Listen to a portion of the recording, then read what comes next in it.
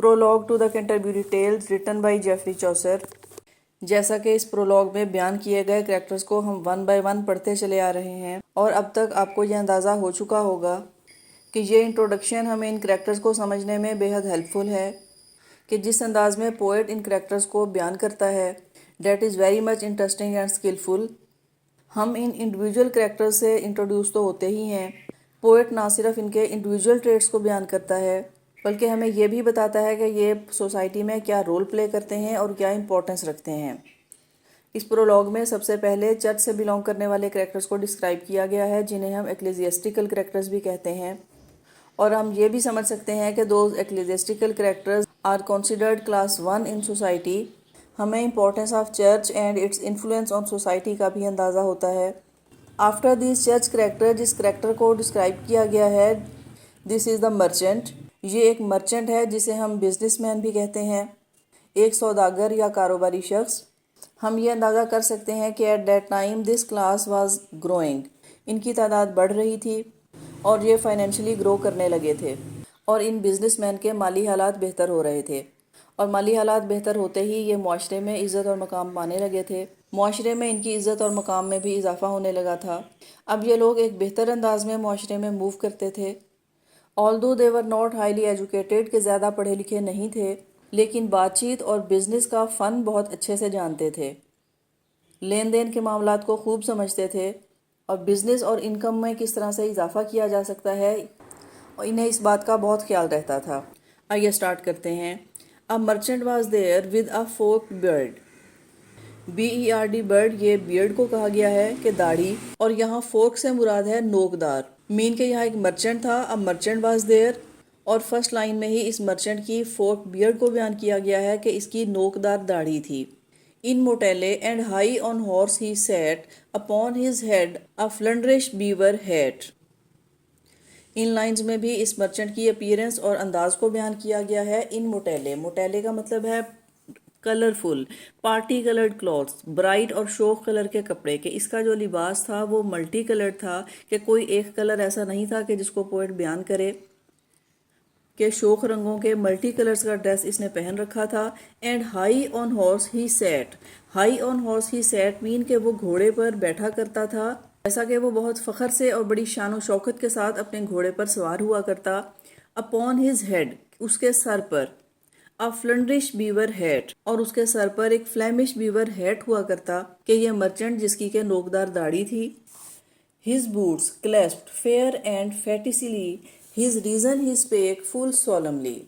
His boots, के उसके जूतों का जिक्र किया गया है कि इसके बूट्स, इसके जूते, क्लैस्प्ड फेयर, क्लैप्स्ड फेयर का मतलब है कि वेरी हैंडसमली बकल्ड, कि इन्हें वेरी हैंडसमली, बहुत ही खूबसूरत और अच्छे अंदाज में क्लैप्स किया गया था, बकल किया गया था।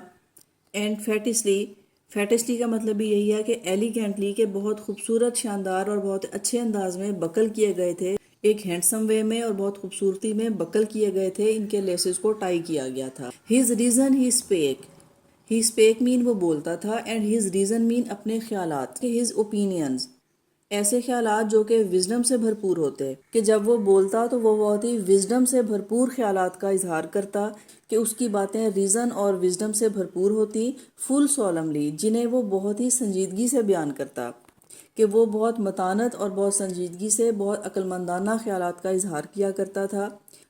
Sowning always the increase of his winning, he would the sea were kept for any thing. Sowning always the increase, कि उसे हमेशा इंक्रीज से कंसर्न रहता। Of his winning, of his winning mean of his profit, कि वो हर वक्त उसे इस बात का ख्याल रहता कि वो अपनी प्रॉफिट को किस तरह से इंक्रीज कर सकता है, कैसे अपनी आमदनी में इजाफा कर सकता है, कि उसकी बात और उसकी थिंकिंग इस बात के गिर्द घूमती थी कि वो किस तरह से अपनी आमदन में इजाफा करे।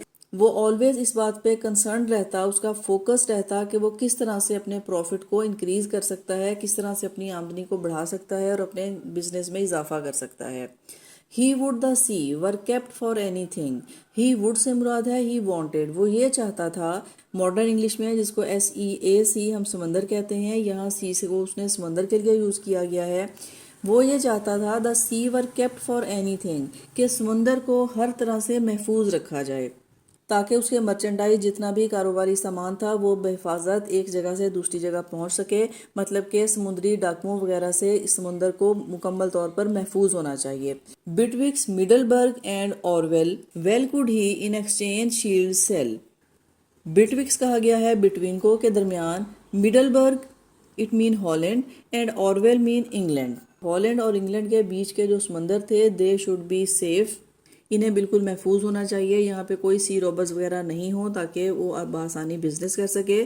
Well could he in exchange shields sell, well could he اور وہ بہت اچھے سے کر سکتا تھا، ان ایکسچینج، ایکسچینج کا مطلب ہے کہ لین دین، کہ وہ ڈیل کر سکتا تھا۔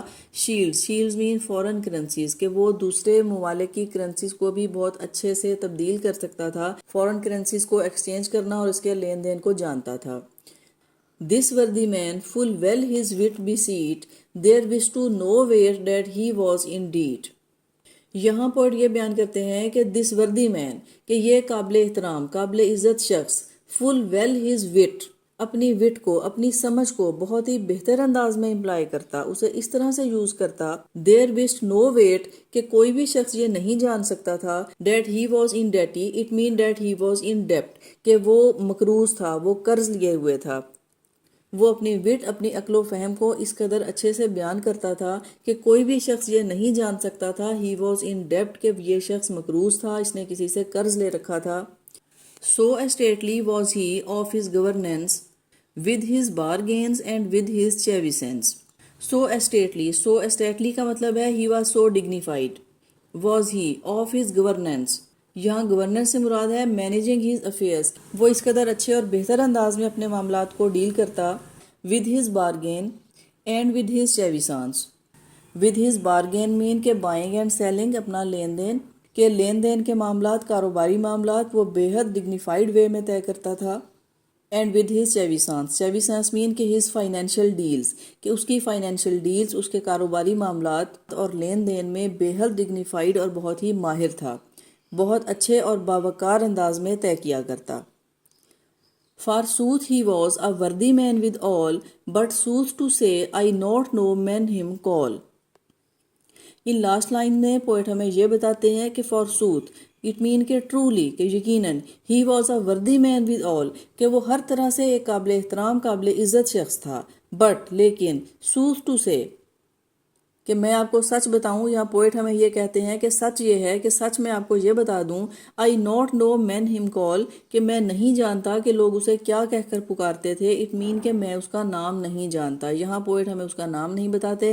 ہم یہ آئیڈیا بھی کر سکتے ہیں کہ although this merchant class was growing at that time، اگرچہ یہ اپنے کاروباری معاملات اور لین دین میں بے حد ڈگنیفائڈ تھا اور کسی بھی طرح سے یہ شو نہیں کرتا کہ یہ شخص مقروض ہے، لیکن چوسر اس بات کو جانتے ہیں۔ اگر چوسر اس بات کو جانتے ہیں تو یقیناً دوسرے لوگ بھی جانتے ہیں۔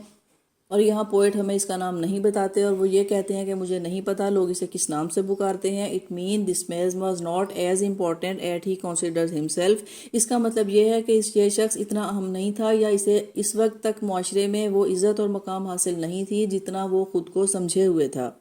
سوسائٹی میں اسے وہ عزت اور مقام حاصل نہیں تھا جس کی یہ توقع رکھتا تھا۔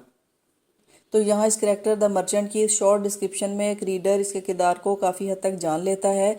This was the introduction of this character the merchant. I hope you will understand this character the merchant. See you in the next video.